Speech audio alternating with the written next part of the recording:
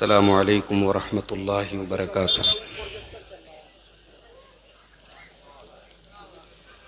الحمد للہ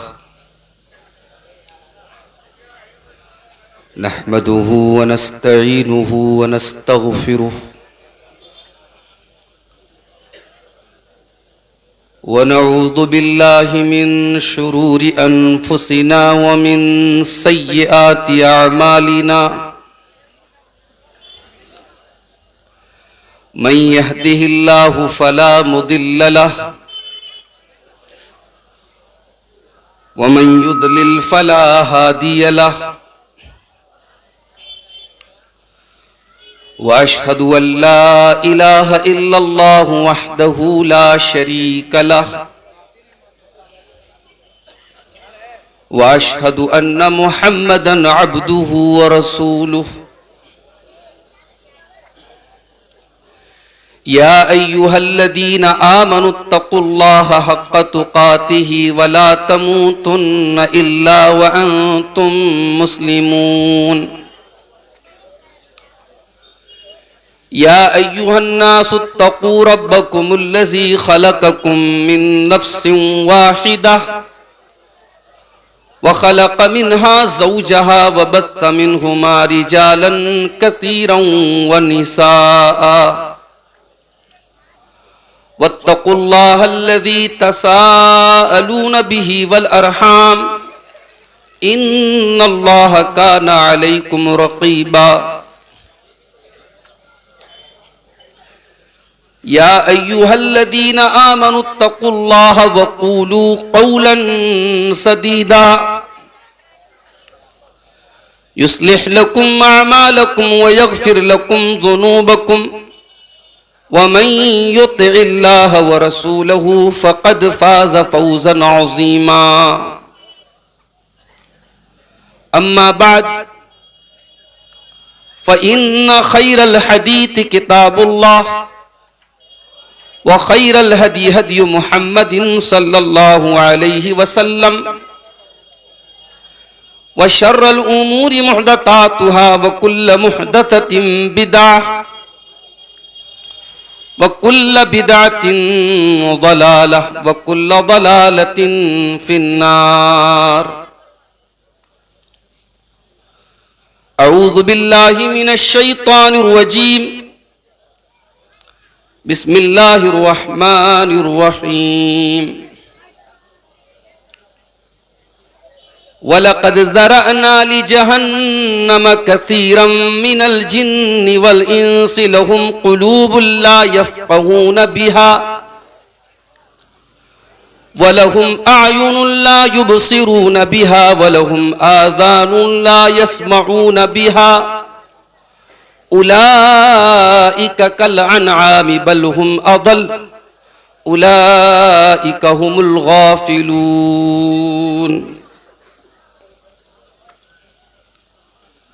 صدر محترم، علماء کرام، محترم بزرگوں، نوجوان ساتھیوں،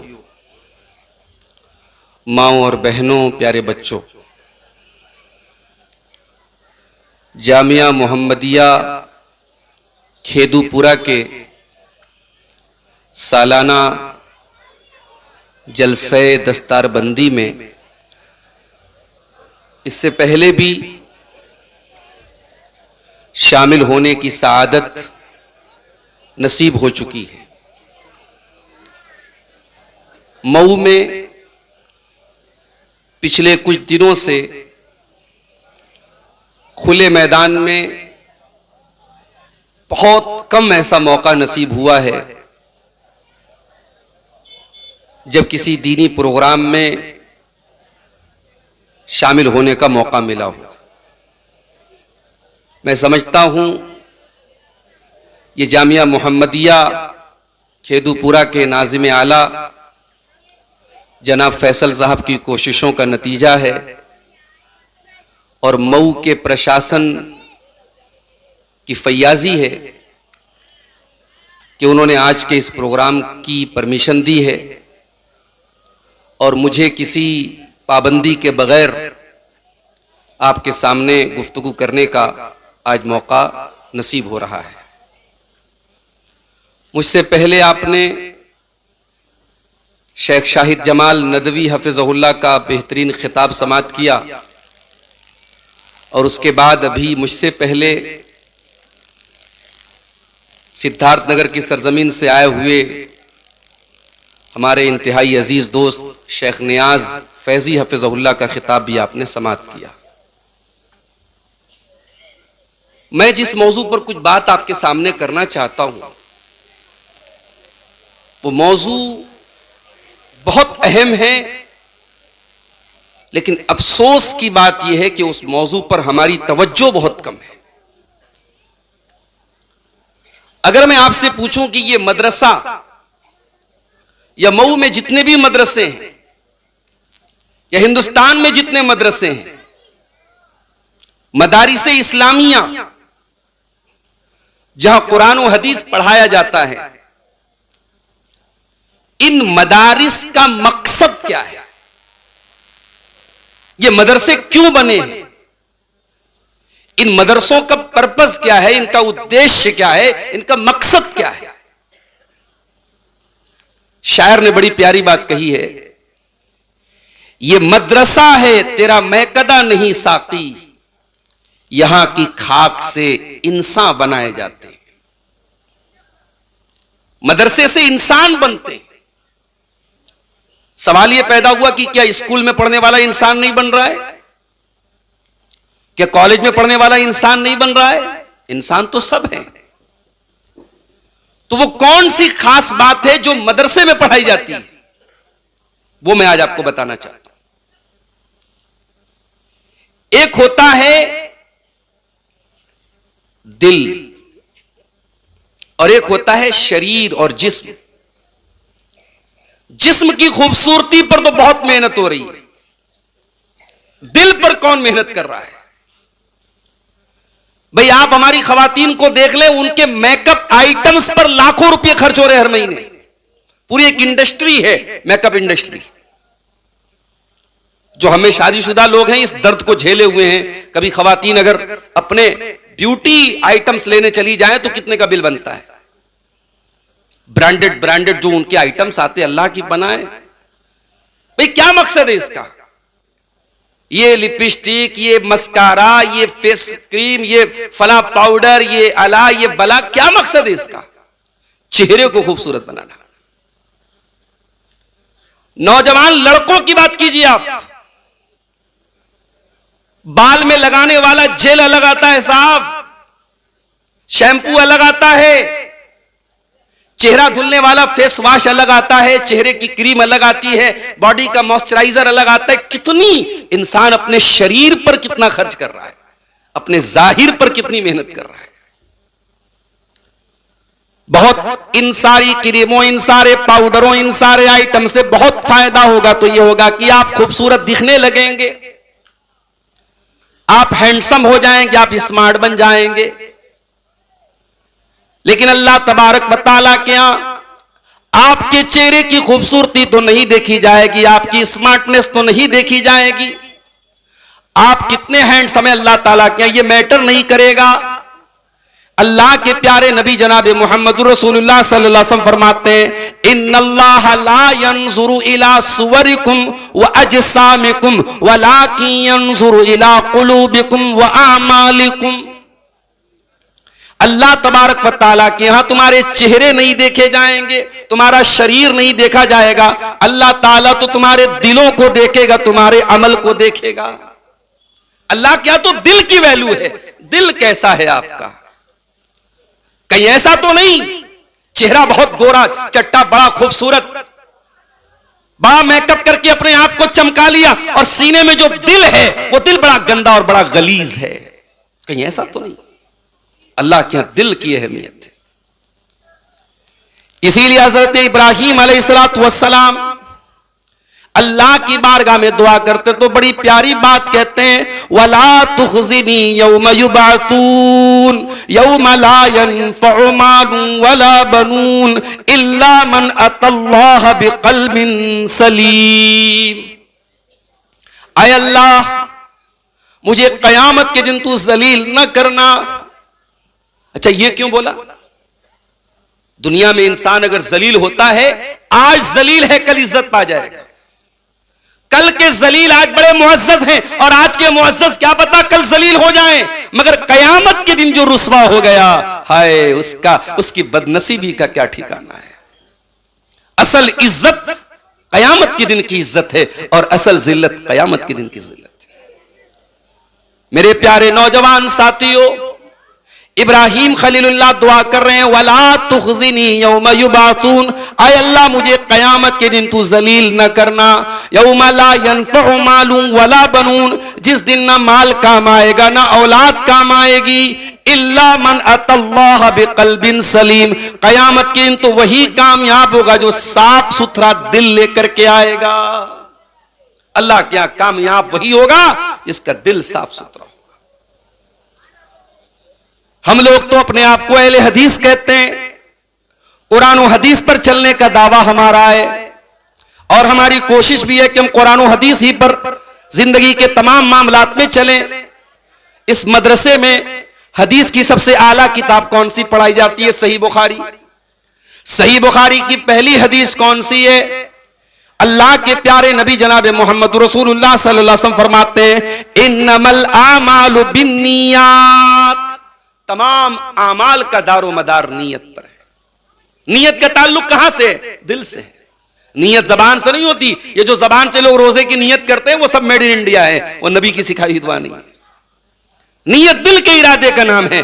تو سارے عمل کا دار و مدار نیت پر، اور نیت کہاں ہوتی ہے؟ دل میں ہوتی ہے. یہی وجہ ہے کہ ٹاپ 3 نیکیاں اللہ کی راہ میں شہید ہو جانے والا، اللہ کی راہ میں بے تحاشا پیسہ لٹانے والا، اور علم دین حاصل کرنے والا، یہ 3 نیکیاں کرنے والے ٹاپ 3 لوگ ہوں گے. لیکن سب سے پہلے اللہ کے پیارے نبی فرماتے، ترمذی کی صحیح روایت ہے کہ جہنم کی آگ سب سے پہلے انہی 3 لوگوں کے ذریعے جھلسائی جائے گی. جہنم کی آگ سب سے پہلے 3 لوگوں کے ذریعے بڑکائی جائے گی. اللہ کی راہ میں شہید ہونے والا، اللہ کی راہ میں بہت دولت لٹانے والا، اور قرآن پڑھنے پڑھانے والا. کیوں؟ ٹاپ 3 نیکیاں تھیں، صرف نیت گڑبڑ تھی، اخلاص نہیں تھا، ریاکاری تھی، دکھاوا تھا. یہ ٹاپ 3 نیکیاں جہنم میں سب سے پہلے جلنے کا سبب بن جائیں گی. یہ ہے دل کا معاملہ. دل کا معاملہ بہت خطرناک ہے میرے بھائی. اسی لیے ہمارے پیارے نبی جناب محمد رسول اللہ صلی اللہ علیہ وسلم دل پر بہت زیادہ محنت کرتے تھے. آپ نے دلوں کی دنیا کو بدلا ہے. آپ کے صحابہ کو دیکھو، آپ کے صحابہ کو اپنے ظاہر کی، اپنے جسم کی، اپنے شریر کی فکر نہیں، اپنے دل کی فکر ہوا کرتی تھی، اپنے باطن کی فکر ہوا کرتی تھی. حضرت بلال کو دیکھو، وہ کون سے بہت خوبصورت اور ہینڈسم تھے، حبشہ کے رہنے والے تھے، اور جیسے تمام حبشی کالے ہوتے وہ بھی کالے تھے. بلال کالے تھے، ہماری اور آپ کی ڈکشنری کے حساب سے، ہماری اور آپ کی بول چال کے حساب سے وہ خوبصورت نہیں تھے، مگر بلال کے سینے میں جو دل تھا وہ اللہ کی توحید اور اللہ کی محبت سے بھرا ہوا تھا. بلال ایک خوبصورت دل کے مالک تھے. صحابہ کرام ایک خوبصورت دل کے مالک تھے میرے پیارے ساتھیوں. اور آپ کو ایک بات یہ بھی بتا دوں کہ دل کو عربی میں قلب بولتے ہیں. قلب کے معنی کسی چیز کا پلٹنا. چونکہ دل ہمیشہ پلٹتا رہتا ہے، چینج ہوتا رہتا ہے، اسی لیے دل کا نام قلب پڑا ہے. اور اسی لیے اللہ کے پیارے نبی دعا کیا کرتے تھے یا مقلب القلوب، اے دلوں کے پلٹنے والے، اے دلوں کے پھیرنے والے، میرے دل کو اپنے دین پر ثابت قدم کر دے. یا مقلب القلوب ثبت قلبی علی دینک، اے دلوں کے پھیرنے والے میرے دل کو اپنے دین کے اوپر جما دے. یہ دل ہی ہے جو بدل جائے تو انسان مومن سے کافر ہو جاتا ہے. ساری زندگی کلمہ پڑھنے والا، توحید پر زندگی گزارنے والا، دل کی دنیا بدل جائے، دل میں اللہ کے بجائے غیر اللہ کی محبت آ جائے، دل میں توحید کی نفرت پیدا ہو جائے، دل میں شرک کی محبت پیدا ہو جائے، تو ساری زندگی ایمان پر زندگی گزارنے والا کافر ہو جاتا ہے، مرتد ہو جاتا ہے. اسی لیے اللہ تعالیٰ نے قرآن میں ہمیں دعا سکھائی ربنا لا تزغ قلوبنا بعد اذ ہدیتنا وہب لنا من لدنک رحمہ انک انت الوہاب. پروردگار جب تو نے ہم کو ہدایت دی ہے, جب تو نے ہم کو اسلام کا راستہ دیا ہے, توحید کا راستہ دیا ہے, اے اللہ دوبارہ ہمارے دل کے اندر کوئی ٹیڑھا پن نہ پیدا ہو جائے, ہمارے دل میں کوئی کجی نہ پیدا ہو جائے. یہ دل ہے, یہ مدرسے یہ دلوں کی دنیا بدلنے کے لیے بنائے گئے, دل پر محنت کرنے کے لیے مدرسے بنائے گئے. یہ دلوں کے چکتسالے, یہ ودیالے نہیں, یہ دلوں کے چکتسالے ہیں, یہ دل کا علاج کرتے ہیں. ایک دل کا علاج تو وہ کرتا ہے کارڈیولوجسٹ, دل کا ڈاکٹر, وہ ظاہری طور پر دل کا علاج کرتا ہے, اور دل میں حقیقت میں ایمان کو بھرنا, توحید کو بھرنا, یہ ان مدرسوں کا مقصد ہے. اور یہاں جو ہمارے طلبہ بیٹھے ہیں, جو اب علماء میں جن کی گنتی ہوگی, ان کو بھی میں کہوں گا کہ اللہ کے واسطے اپنے دل پر محنت کرنا, دل پر محنت کرنا. یہ دل بڑی نازک چیز ہے میرے پیارے ساتھی, لیکن اسی دل پر ہماری کامیابی کا دار و مدار ہے. اللہ کے پیارے رسول فرماتے ہیں, الا ان فی الجسد مضغۃ اذا صلحت صلح الجسد کلہ واذا فسدت فسد الجسد کلہ الا وہی القلب.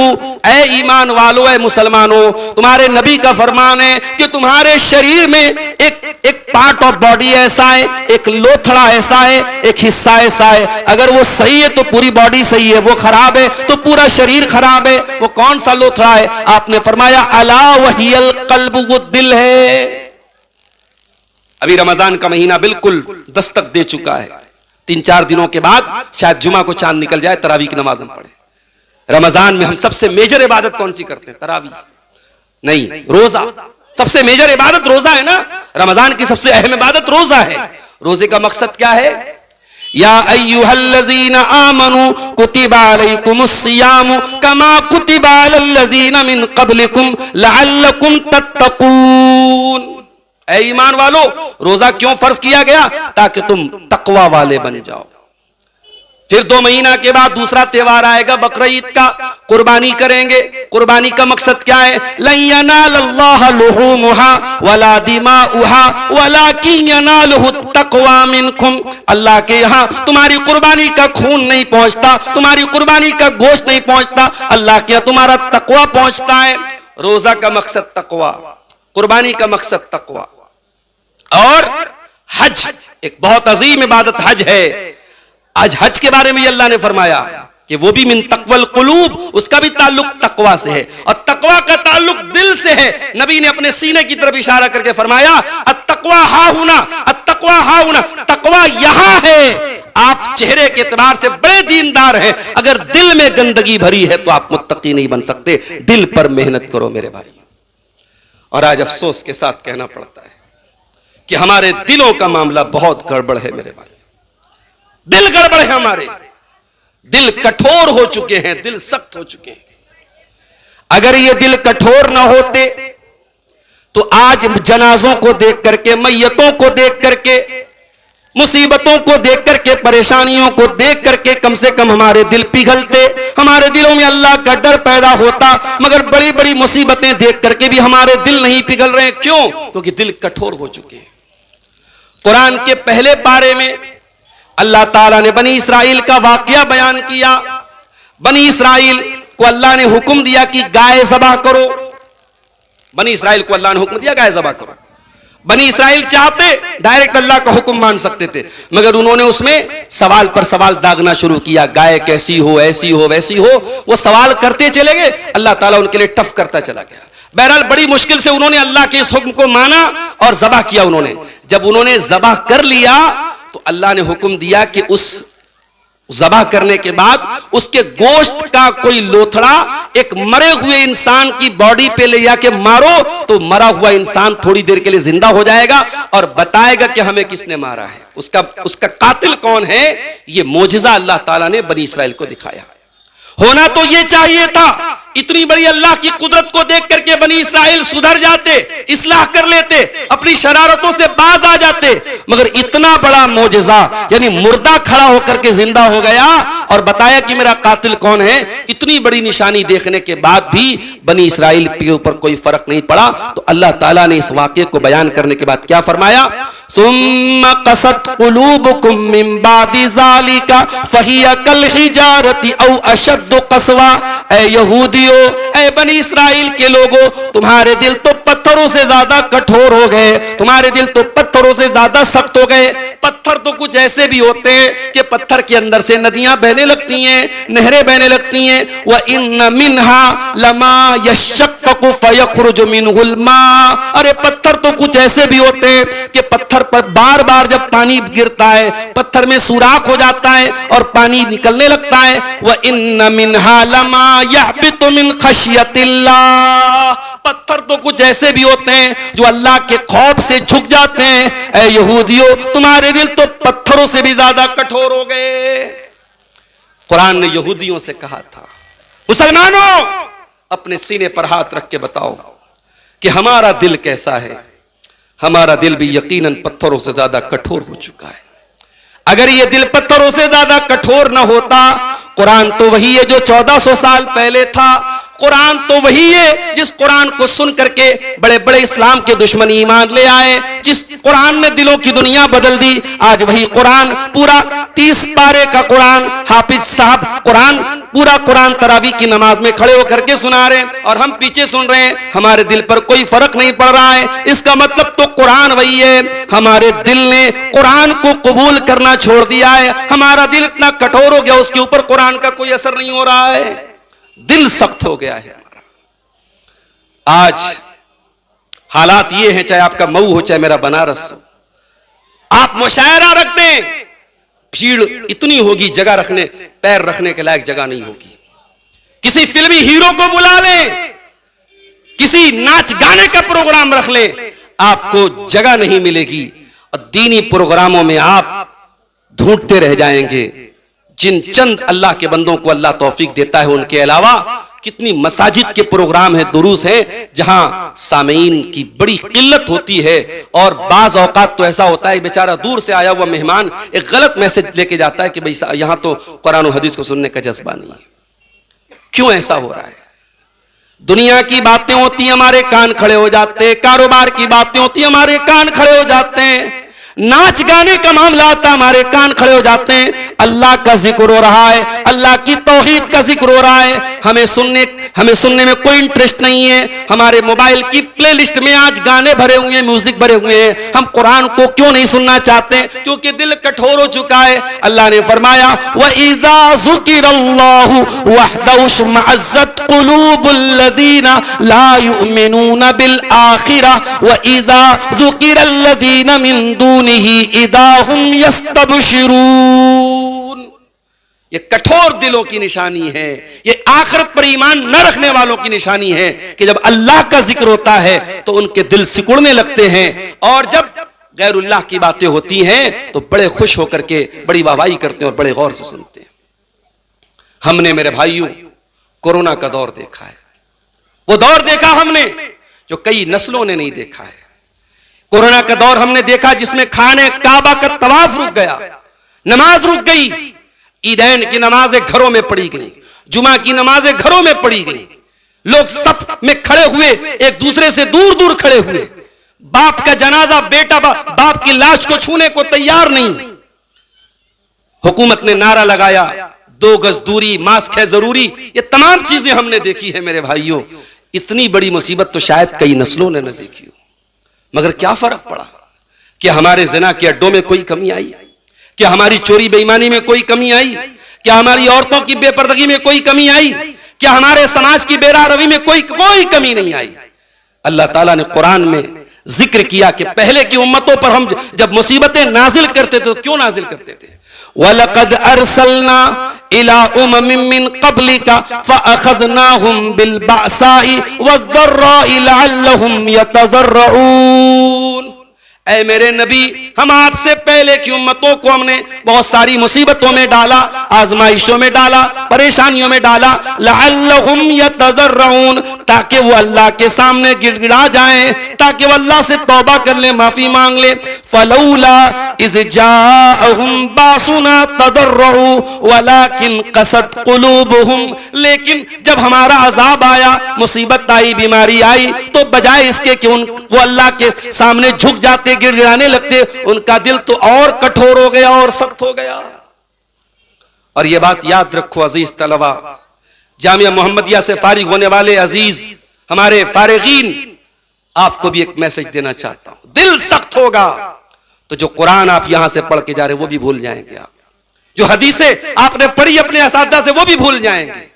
اللہ قرآن میں یہودیوں کے بارے میں کہتا ہے, فَبِمَا نَقْضِهِمْ مِيثَاقَهُمْ لَعَنَّاهُمْ وَجَعَلْنَا قُلُوبَهُمْ قَاسِيَةً, ان یہودیوں نے اللہ سے وعدے کر کے وعدے توڑ دیے, ہم نے ان کے اوپر لعنت کی اور ہم نے ان کے دلوں کو سخت بنا دیا.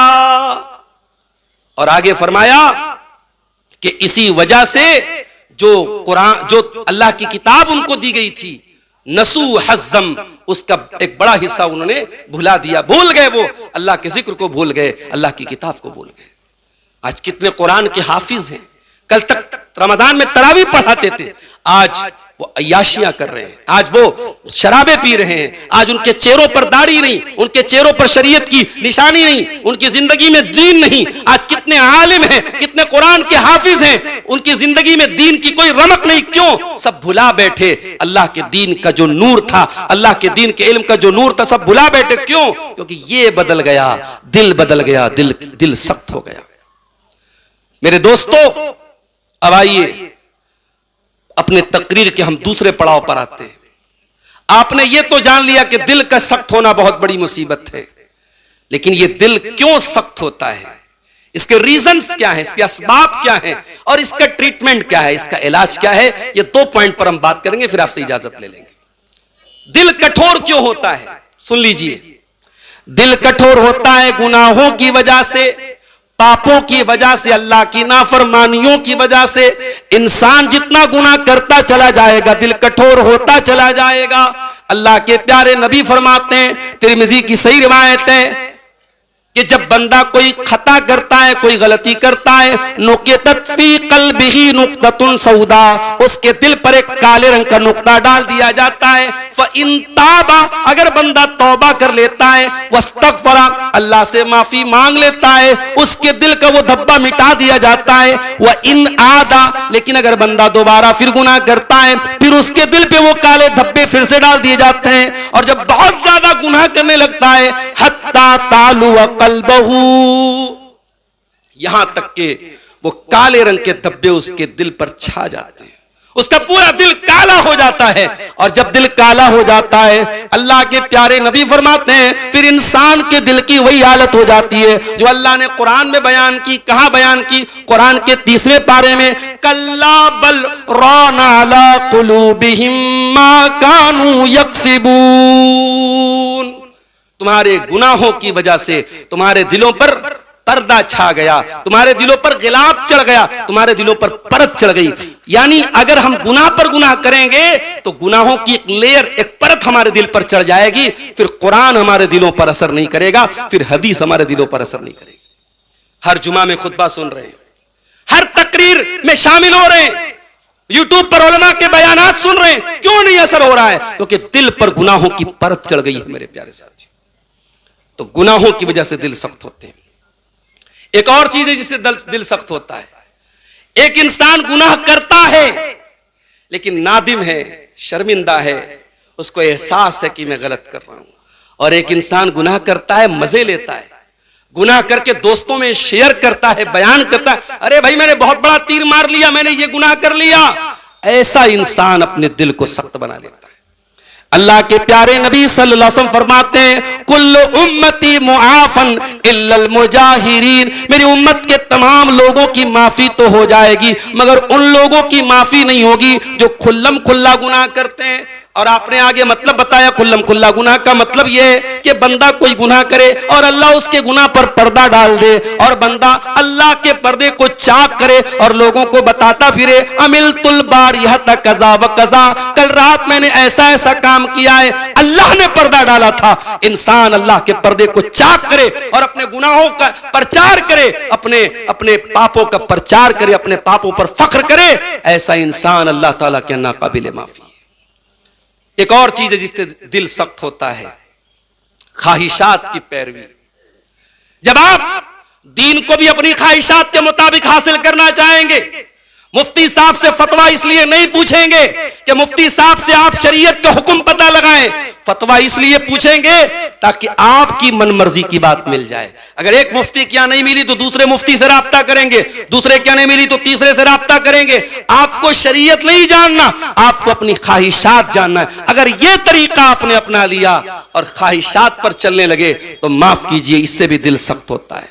اسی لیے اللہ تعالیٰ نے یہودیوں کے بارے میں فرمایا فَلَمَّا زَاغُوا أَزَاغَ اللَّهُ قُلُوبَهُمْ، جب یہ یہودی ٹیڑھے ہو گئے، جب ان کے دلوں میں ٹیڑھا پن آ گیا، جب یہ اللہ کے راستے سے بھٹک گئے تو اللہ تعالیٰ نے ان کے دلوں کو سخت بنا دیا، ان کے دلوں میں کجی پیدا کر دی، ان کے دلوں کو اللہ تعالیٰ نے اپنی ہدایت سے موڑ دیا۔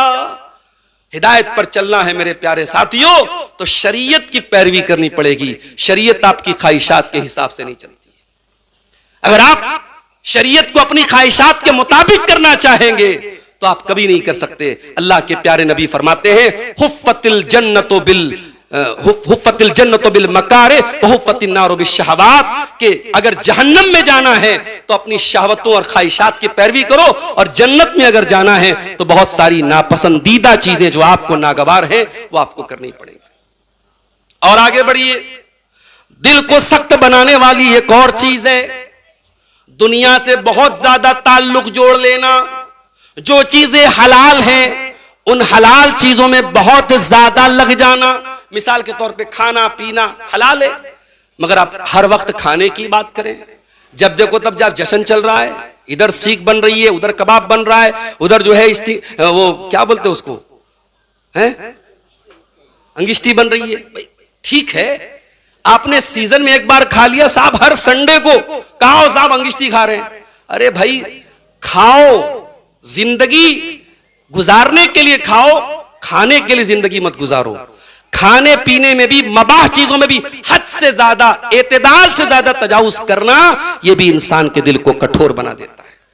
حضرت عبد الرحمن بن عوف کو دیکھو، رمضان کا مہینہ ہے، دسترخوان لگا ہوا ہے، طرح طرح کی کھانے پینے کی چیزیں ان کے سامنے رکھی ہوئی ہیں، افطار کا ٹائم قریب ہے، حضرت عبد الرحمن بن عوف کے سامنے دسترخوان لگا ہوا ہے، مگر انہوں نے تصور کی نگاہوں سے، انہوں نے اپنی سوچ کے ذریعے سوچا کہ وہ زندگی میں وہ دن بھی آیا تھا غزوہ احد میں، جب مصعب بن عمیر شہید ہوئے تھے، اور جب وہ شہید ہوئے تھے ان کے کفن کا کپڑا بھی اتنا نہیں تھا، ان کے پورے بدن کو اس کفن کے کپڑے میں ڈھانپ دیا جاتا، سر ڈھانکا جاتا تو پیر کھل جاتا، پیر ڈھانکا جاتا تو سر کھل جاتا، بڑی مشکل سے، چونکہ مصعب بن عمیر بڑے لمبے تڑنگے باڈی بلڈر آدمی تھے، لمبے جسم کے مالک تھے، ان کے سر کو ڈھانپا گیا اور پیر پر اذکر گھاس ڈال کر کے ان کو دفنایا گیا۔ عبد الرحمن بن عوف نے جب وہ منظر یاد کیا، کہا کہ یہ وہ لوگ تھے جو نیکی کر کے چلے گئے، اور ایک ہم ہیں کہ اپنی نیکیوں کا پھل ہم دنیا میں کھا رہے ہیں، اور اتنا کہہ کر کے رونے لگے اور دسترخوان سے اٹھ کے چلے گئے۔ ہمیں کبھی دسترخوان پہ اللہ یاد آتا ہے؟ ہم تو جب پوچھتے ہیں مئو والوں سے صاحب کیسا کاروبار، بڑا مجھے بہت مندہ ہے، بہت مند، کبھی زبان سے یہ لفظ سننے کو نہیں ملا کہ ہاں اللہ کا شکر ہے۔ دنیا میں لوگ بھوکوں مر رہے ہیں، ہم کم سے کم جشن منا رہے ہیں، کھا رہے ہیں، پی رہے ہیں اپنے گھروں میں آرام سے، کبھی شکر کے کلمات زبان پر نہیں آئے۔ معاف کیجئے گا میرے بھائیوں، باتیں تلخ ہیں مگر یہ حقیقت ہے کہ آج دنیا کی ان نعمتوں میں ہم اس قدر کھو چکے ہیں کہ ہمیں پل بھر کے لیے بھی آخرت یاد نہیں آتی۔ ہم تو قبرستان میں جا کر مردوں کو مٹی دے کر کے بھی مسکرا رہے ہیں، ہم تو قبرستان میں بیٹھ کر کے بھی دنیا کی باتیں کر رہے ہیں۔ اللہ کے پیارے نبی تو قبرستان میں جاتے ہیں۔ ایک انصاری صحابی کا جنازہ ہے، ابو داؤد کی صحیح روایت ہے، جنازے کو قبر میں اتارا جا رہا ہے، اللہ کے پیارے حبیب وہی قبر کے پاس بیٹھے ہوئے ہیں، اور آپ بیٹھے بیٹھے سوچنے لگتے ہیں، قبر کے بارے میں سوچنے لگتے ہیں، قبر کے عذاب کے بارے میں سوچنے لگتے ہیں، آپ رونے لگتے ہیں، اتنا روتے ہیں، آپ کی داڑھی آنسوؤں سے تر ہو جاتی ہے، اور وہاں کی زمین، وہاں کی مٹی، حتی بلت سرا، وہاں کی مٹی آپ کی آنسوؤں سے بھیگ جاتی ہے، اور آپ اس قبر کی طرف اشارہ کر کے فرماتے ہیں لمثل ھذا فاعدوا یا اخوانی، اے میرے صحابہ اس جگہ تم سب کو آنا ہے، یہاں کی تیاری کرو۔ اور ایک بات آپ کو بتا دوں، قبرستان تو ہم جاتے ہی رہتے ہیں، مردوں کو ہم مٹی دیتے ہیں، مگر دفن کرنے کے بعد قبر میں کیا ہوتا ہے ہم نے تو نہیں دیکھا نا، کوئی کیمرہ تو نہیں لگایا، کوئی ویڈیو تو ہمارے پاس نہیں ہے، ہم نے تو جو نبی سے سنا ہے، جو نبی کی حدیثوں میں پڑھا ہے، ہم نے جو قرآن و حدیث کی روشنی میں پڑھا ہے، ہم تو اس پر ایمان رکھتے ہیں۔ لیکن یہ بات یاد رکھو میرے بھائیوں کہ قبر کا معاملہ بڑا مشکل معاملہ ہے۔ دنیا میں ہم اور آپ اپنے گھر کے کسی کمرے میں چاروں طرف سے کمرہ پیک کر کے اندھیرا کر دیا جائے تو ہمیں گھبراہٹ ہونے لگتی ہے، کبھی ہم سوچیں اس قبر کے گڑھے میں ہمارا کیا حال ہونے والا ہے، اور وہ قبر سب کو دبوچے گی، وہ عالم کو بھی دبوچے گی، وہ جاہل کو بھی دبوچے گی، وہ نیک کو بھی دبوچے گی، وہ برے کو بھی دبوچے گی۔ قبر کا عذاب تو صرف گنہگاروں کو ہوگا، مگر قبر دبوچے گی سب کو، قبر پکڑے گی سب کو۔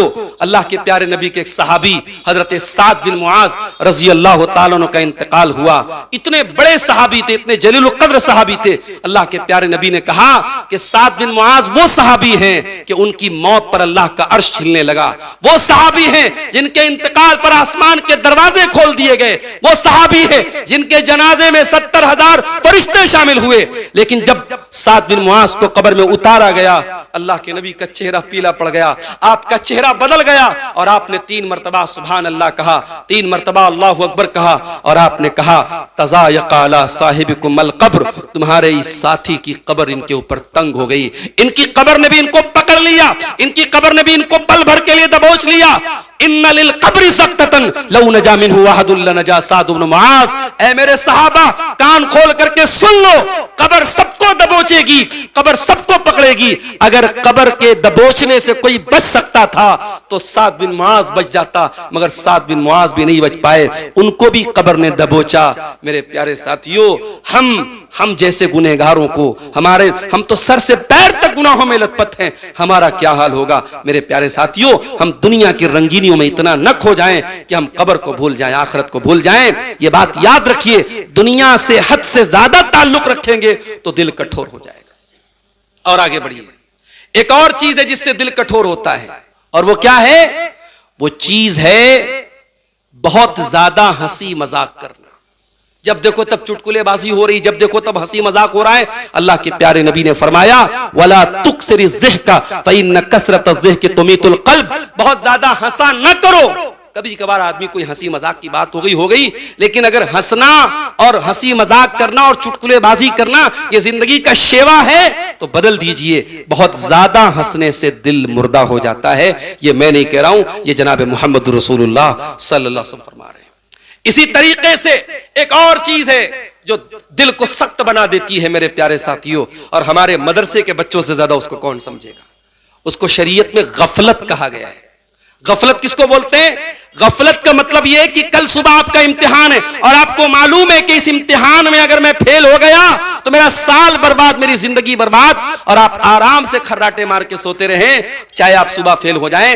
اس کا نام غفلت ہے، اور یہ غفلت بھی انسان کے دل کو سخت بنا دیتی ہے۔ ہم جانتے ہیں ہم سب کو مرنا ہے، اور مرتے ہی قبر میں چلے جانا ہے، اللہ کو حساب دینا ہے، اور وہ موت کب آئے گی ہم نہیں جانتے۔ ہو سکتا ہے کہ آج کی رات ہماری زندگی کی آخری رات ہو جائے، پھر بھی ہم موت سے غافل ہیں، پھر بھی اپنے انجام سے غافل ہیں۔ یہ غفلت بہت بڑی بیماری ہے میرے پیارے بھائیوں، اسی لیے اللہ تعالیٰ قرآن میں کہتا ہے وَلَقَدْ زَرَعْنَا لِجَهَنَّمَ كَثِيرًا مِّنَ الْجِنِّ وَالْإِنسِ، میں نے بہت سارے جنات کو اور بہت سارے انسانوں کو جہنم کے لیے تیار کر کے رکھا ہے۔ لَهُمْ لہم قلوب لا یفقہون بہا، ان کے پاس دل تو ہے مگر وہ سوچ و وچار نہیں کرتے.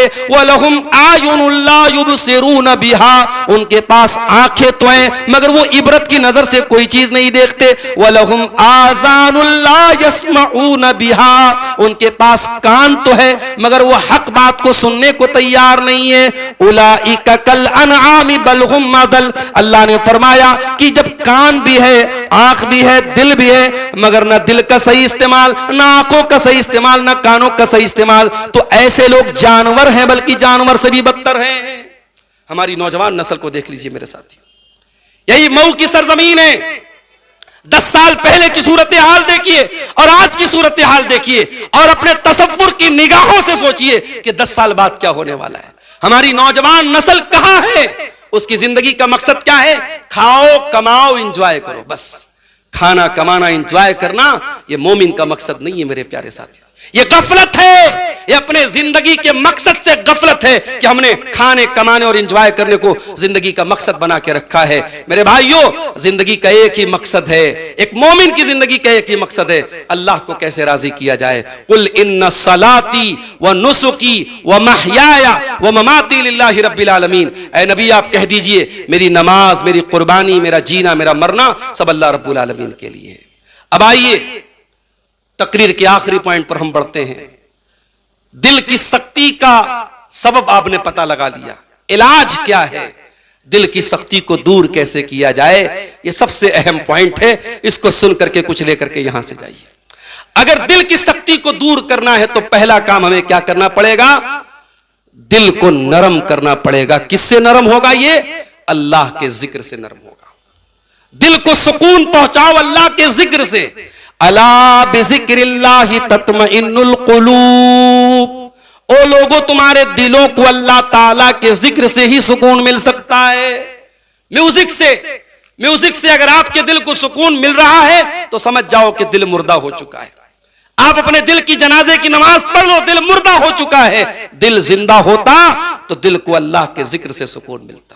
واللہ بتا رہا ہوں میرے نوجوانوں، کسی اچھے قاری کی آواز میں آج بھی قرآن کی تلاوت ذرا یوٹیوب پہ لگا کے دیکھو، ذرا اپنے ایئر فون میں اور اپنے ایئر پوڈ میں ذرا کسی اچھے قاری کی تلاوت کی آواز لگاؤ. میں دعوے کے ساتھ کہتا ہوں، آپ کو عربی زبان نہیں آتی، آپ قرآن کا معنی اور مطلب نہیں جانتے، پھر بھی تھوڑی دیر تک قرآن آپ سنو، آپ کو اپنے رونگٹے کھڑے ہوتے ہوئے محسوس ہوں گے، اپنے دل کی دنیا بدلتی ہوئی محسوس ہوگی.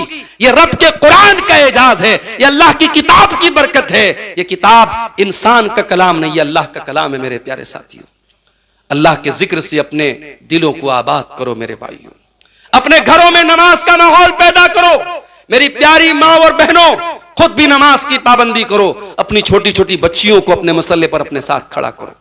میرے بھائیوں، خود بھی نماز کی پابندی کرو. اپنے بچوں کو بھی مسجد میں نماز کے لیے لے کے آؤ. نماز نہ پڑھنے پر سرزنش کرو، گرفت کرو، پکڑ کرو. اپنے بچوں سے سوال کرو تو نے نماز کیوں نہیں پڑھی. ایسا ماحول گھر میں بناؤ، ایک ٹائم کی نماز بھی اگر چھوٹے تو گھر والوں کو محسوس ہو کہ ہاں کچھ مس ہو گیا، کچھ چھوٹ گیا. اللہ کے ذکر سے انسان کا دل نرم پڑتا ہے میرے ساتھیوں. اسی لیے امام حسن بصری کے پاس ایک آدمی آیا، اس نے کہا امام صاحب دل بڑا سخت ہو گیا ہے، دل بڑا کٹھور ہو گیا ہے، کیا کروں؟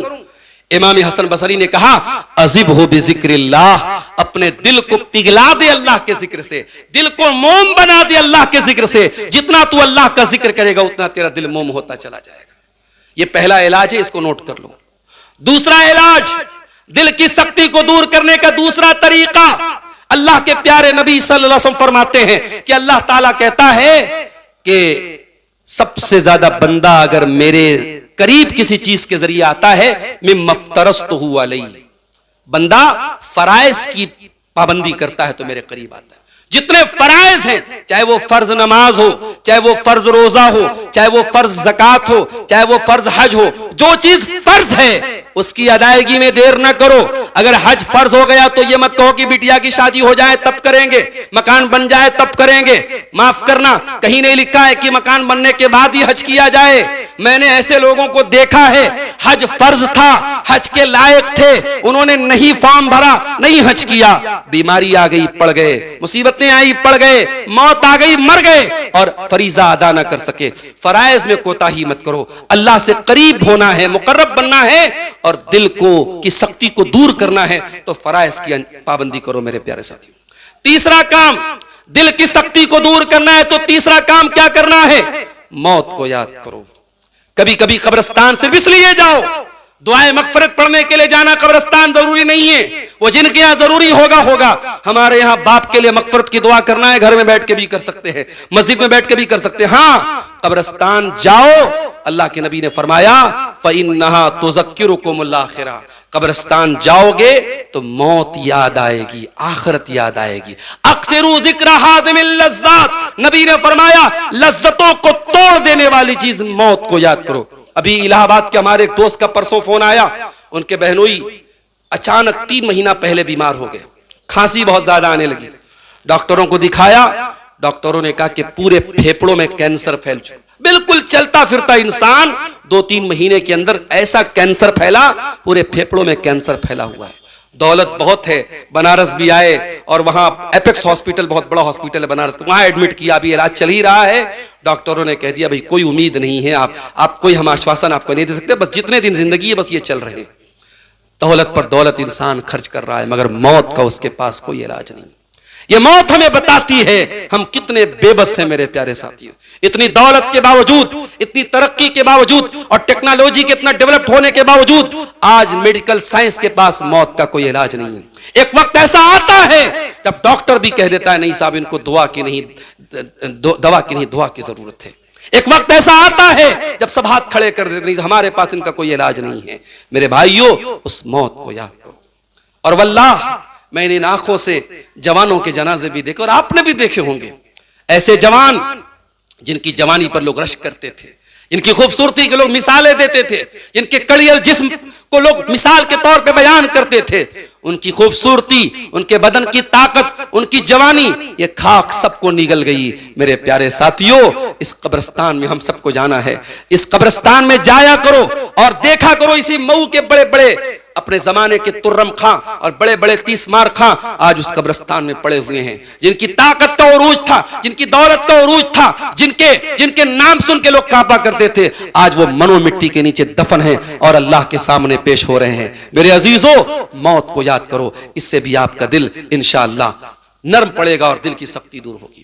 دل کی سختی کو اگر دور کرنا ہے ایک اور طریقہ آپ کو بتا رہا ہوں. قرآن کریم اللہ کی کتاب ہم سب کے گھر میں موجود ہے، ہم اس کا بہت احترام کرتے ہیں، اتنا احترام کرتے ہیں الماری پر سے قرآن گر جائے تو مولوی صاحب سے مسئلہ پوچھتے ہیں، مولوی صاحب قرآن گر گیا الماری پر سے کیا کریں، کیا کفارہ دینا ہے؟ ارے قرآن الماری پر سے گرا تو کفارہ پوچھ رہا ہے؟ قرآن تیری نظروں سے کب کا گر گیا، قرآن تیرے دل سے کب کا اتر گیا، تو نے اس کا کفارہ نہیں پوچھا مولوی صاحب سے. تو آخری بار بتا اے واٹس ایپ ہر منٹ پہ کھولنے والے، اے موبائل کو ہر منٹ چھونے والے، اے انسٹاگرام پر اپنی پوسٹوں پر لائک دیکھنے والے، اے فیس بک پر اپنی پوسٹوں کا جائزہ لینے والے، تو بتا آخری بار تو نے قرآن کو کب پڑھا تھا، آخری بار تو نے قرآن کی تلاوت کب کی تھی، آخری بار تو نے مصحف کو کب چھوا تھا؟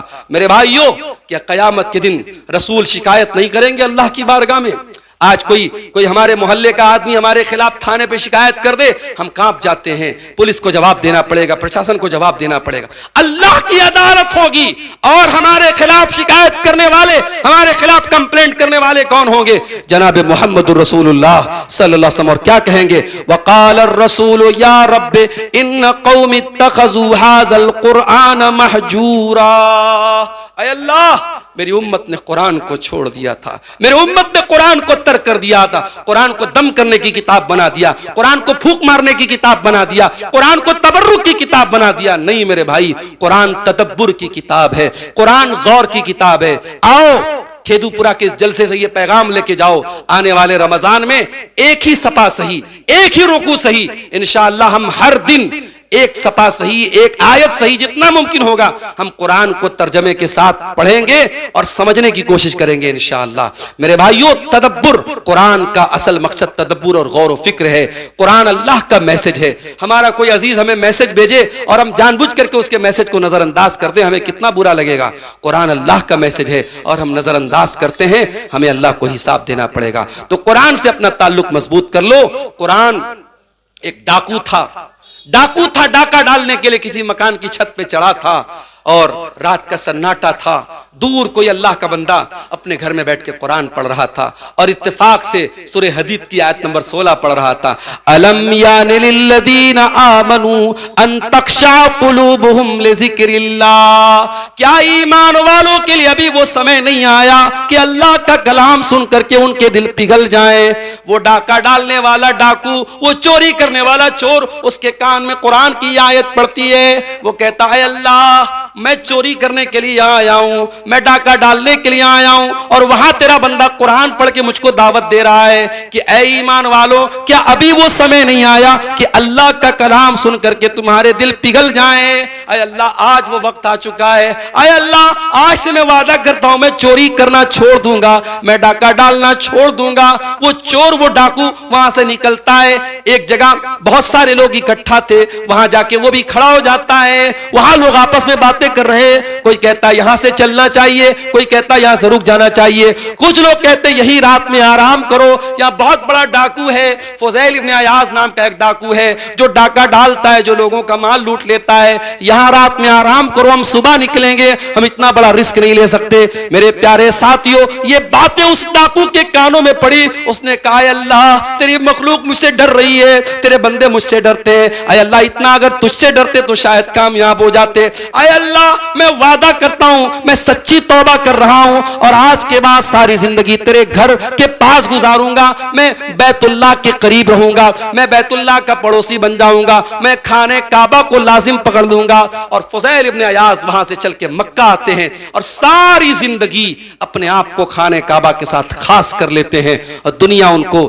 امام فضیل ابن عیاض کے نام سے جانتی ہے, جو اپنے دور کے بہت بڑے عالم, زاہد اور اللہ والے تھے. میرے پیارے ساتھیوں, یہی قرآن سن کر کے فضیل ابن عیاض کے دل کی دنیا بدل گئی. یہ قرآن ہمارے دل کی دنیا بھی بدل سکتا ہے, شرط یہ ہے کہ ہم اس قرآن سے اپنا تعلق مضبوط کر لیں. ایک اور چیز ہے جو ہمارے دلوں کی سختی کو دور کر سکتی ہے, اور وہ اس طریقے کے پروگرام ہیں. معاف کیجئے گا, آج ہماری حاضری اس طریقے کے پروگراموں میں کم ہونے لگی ہے. اور کیوں کم ہو رہی ہے؟ مولوی صاحب ہم تو موبائل پہ سن لیتے ہیں, یوٹیوب پہ دیکھ لیتے ہیں, لائیو سن لیتے ہیں. واللہ اس طریقے کی مجالس میں حاضری کی جو برکت ہے وہ موبائل پر سننے سے نصیب نہیں ہوگی. موبائل پر آپ سن رہے ہیں, پتہ لگا تب سے ایڈ آ گیا. اب تو یوٹیوبر لوگ بیچارے تقریر سے زیادہ تو ایڈ آتا ہے اس کے اوپر. تقریر قرآن پڑھا جا رہا, ایڈ کیا آ رہا ہے؟ ناچ گانے کا ایڈ آ رہا ہے. اس پر بھی ہمارے یوٹیوبروں کو دھیان دینے کی ضرورت ہے کہ آپ اگر ایڈ اس میں آ رہا ہے اور آپ اس کو جان بوجھ کر کے ایڈ شامل کر رہے ہیں اور وہ ایڈ نازیبا ہے تو اس کا ذمہ دار کون ہوگا؟ تو آپ موبائل پر اگر تقریریں سننے یا بیانات سننے تو وہ کیفیت پیدا نہیں ہو سکتی ہے. میں ایک واقعہ آپ کو سنانا چاہتا ہوں. ہمارے فیصل بھائی نے 11 بجے تک کا وقت دیا تھا, اتنا لمبا تو نہیں بولوں گا, 5 منٹ اور آپ کے سامنے گفتگو کر کے بات ختم کروں گا. میں ایک واقعہ آپ کو سنانا چاہتا ہوں. آپ نے نام سنا ہوگا امام احمد ابن حنبل رحمۃ اللہ علیہ کا. کون نہیں جانتا امام اہل سنت, امام احمد ابن حنبل. وہ امام جن کو 3 بادشاہوں نے اپنے دور میں کوڑے مروائے تھے. 3 بادشاہوں نے ان کی پیٹھ پر کوڑے برسائے تھے. کیوں؟ کیا احمد ابن حنبل نے نعوذ باللہ چوری کی تھی؟ کیا کسی کا حق مارا تھا؟ کسی کی زمین ہتھیائی تھی؟ نہیں. احمد ابن حنبل کا قصور ایک تھا, اس زمانے میں ایک فتنہ پیدا ہوا تھا, ایک باطل عقیدہ پیدا کیا گیا کہ قرآن اللہ کا کلام نہیں ہے, قرآن اللہ کی مخلوق ہے. اور احمد ابن حنبل نے کہا نہیں, قرآن اللہ کا کلام ہے.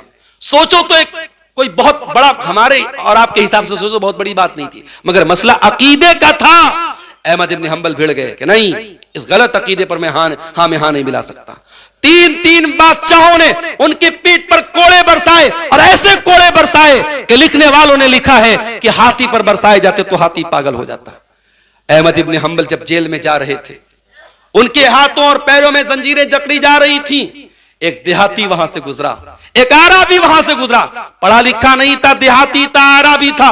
اس نے کہا یا احمد ان یقتلک الحق مت شہیدا، اے احمد ابن حنبل تو اللہ کے دین کے لیے جیل میں جا رہا ہے، اگر مر گیا تو شہید ہو جائے گا. وَإِنْ عِشْتَ حَمِيدًا، اور زندہ رہے گا دنیا تیرے گن گائے گی، تیرا نام لے گی، دنیا تیرے ترانے پڑے گی، تیرا نام لے گی. اے احمد ابن حنبل یاد رکھنا تو سچائی کے لیے جیل میں جا رہا ہے، اگر مر گیا تو شہید ہوگا، زندہ بچا تو سعید ہوگا اور دنیا تیرا نام لے گی. یہ سننا تھا.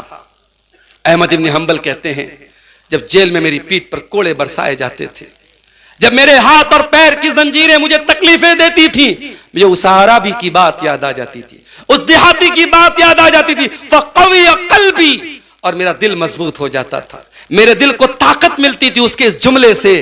اس نے کہا تھا کہ اے احمد ابن حنبل سچائی کے لیے تو جیل میں جا رہا ہے، زندہ بچا تو محمود اور قابل تعریف ہوگا، مر گیا تو شہید ہوگا.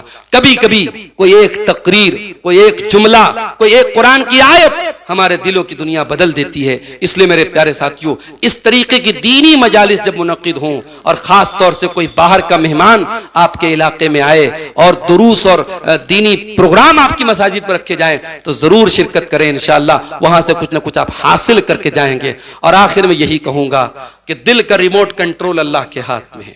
ہم اور آپ جتنی بھی محنت کر لیں، دل کا ریموٹ کنٹرول اللہ کے ہاتھ میں، اس لیے اس سے لو لگائیں اور اس سے دعا کرتے رہیں. اور بڑی جامع دعا جو نبی اکرم کرتے تھے میں نے آپ کو شروع میں بتائی تھی، یا مقلب القلوب ثبت قلبی علی دینک، اے دلوں کے پلٹنے والے میرے دل کو اپنے دین پر جما دے.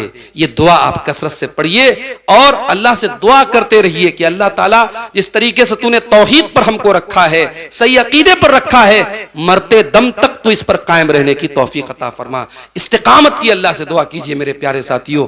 میں اسی کے ساتھ آپ سب سے اجازت لوں گا اور اللہ تعالیٰ سے ہم دعا کرتے ہیں اللہ تعالیٰ جامعہ محمدیہ کھیدو پورا کو مزید ترقیوں سے نوازے اور یہاں سے جو بچے پڑھ کے نکل رہے ہیں اللہ ان کو دین کا سچا خادم اور دین کا سچا دائی بنائے. رب العالمین یہاں کے پڑھنے پڑھانے والوں میں اخلاص پیدا فرمائے. یہاں کی انتظامیہ کو اللہ تعالیٰ مزید طلباء کی اور اساتذہ کے اور علم دین کے حق میں کام کرنے کی توفیق عطا فرمائے. رب العالمین اس مجلس کو سجانے والوں اور اس میں جو بھی جس طریقے کا بھی کردار جن لوگوں نے ادا کیا ہے اللہ سب کی کوششوں کو قبول فرمائے. رب العالمین ہمیں اپنے علماء کی قدر کرنے کی اور ان کا صحیح احترام کرنے کی ہم سب کو توفیق عطا فرمائے. رب العالمین ہمیں علم پر عمل کرنے کی بھی توفیق عطا فرمائے. جو ہمیں بیمار ہیں اللہ ان کو شفاء کاملہ عاجلہ عطا فرمائے. جو روزی روٹی سے پریشان ہیں اللہ ان کے کاروبار میں برکت نصیب فرمائے. اللہ اس شہر مئو کی حفاظت فرمائے. رب العالمین یہاں کی تمام مساجد کی اور یہاں کے تمام دینی اداروں کی اور یہاں ہمارے اسلامی وجود کی ہم سب کو حفاظت کرنے کی توفیق عطا فرمائے. اللہ ظالموں کے ظلم سے، شریروں کے شر سے ہم سب کی حفاظت فرمائے. اللہ جب تک دنیا میں زندہ رکھے اسلام پر زندہ رکھے اور ہم سب کا خاتمہ ایمان پر ہو.